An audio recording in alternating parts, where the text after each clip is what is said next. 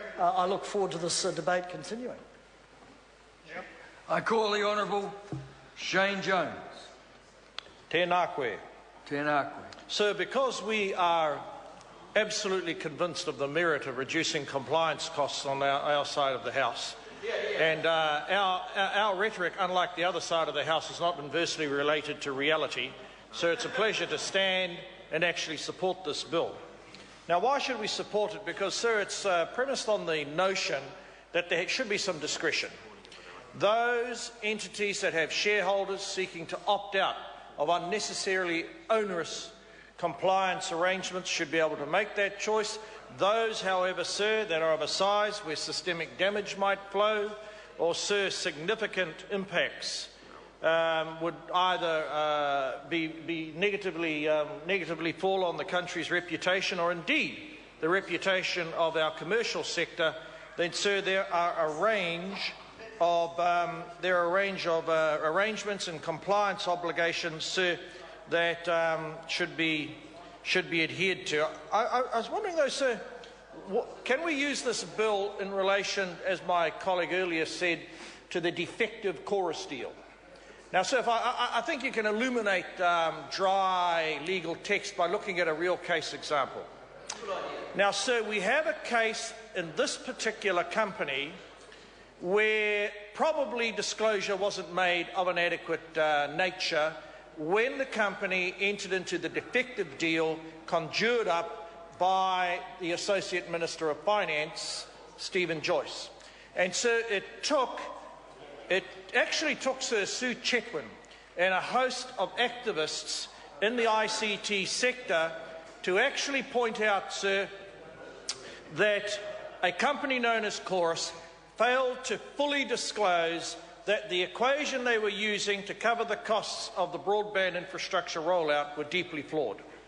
Now, as a consequence, sir, the minister who negotiated that flawed, defective, and worsened by the Prime Minister saying that it was technically insolvent, or words to that effect, an outrageous statement. I wonder if they'll show themselves, sir, any responsibility in terms of a financial reporting stance that they might project, given that 40% catastrophic failure, sir, of the value, of the equity value of that entity has gone down the proverbial. So there's an example where those people who sit on the various risk and audit committees and lord over the rest of New Zealand have failed actually to meet the existing set of regulations.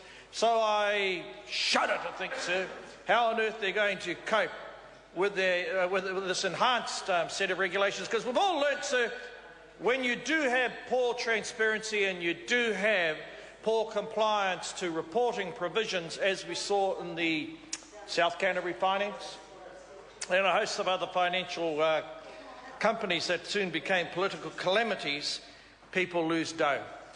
So I think an area where the financial reporting bill perhaps could have gone a bit further was its treatment of overseas-owned entities in New Zealand.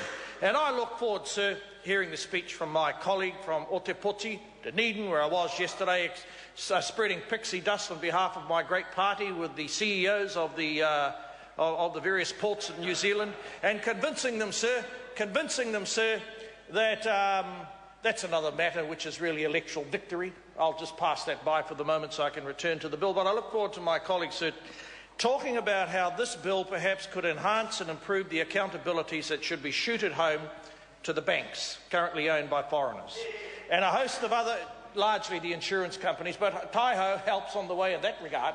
And, sir, the power companies, as we speak, they disappear further down into the deep foreign pockets of the owners that are buying as we ensure the wheels of democracy grind on adequately tonight.